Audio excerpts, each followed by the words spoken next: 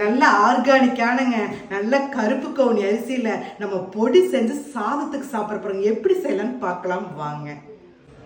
50 gram கருப்பு கவுனி அரிசி.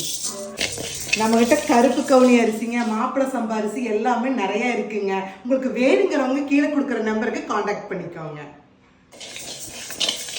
அரிசி மனம் வந்தோடனே நம்ம எடுத்துடலாங்க. 1 ஸ்பூன் மிளகு, 1/2 ஸ்பூன் சீரகம், 2 வரமிளகாய், 1 கைப்பிடி அளவுக்கு கருவேப்பிலை, லைட்டாக நல்லெண்ணெய் ஊற்றிக்கோங்க. 3 பல்லு பூண்டு மட்டும் நல்லெண்ணெய் நல்லா வதக்கி எடுத்துக்கோங்க. அளவான கல்லுப்பு, லைட்டாக பெருங்காயத்தூள். இது நம்ம மிக்சியில் அரைச்சி எடுத்துக்கலாங்க நைஸா. கருப்பு கவுனி அரிசி பொடி ரெடிங்க.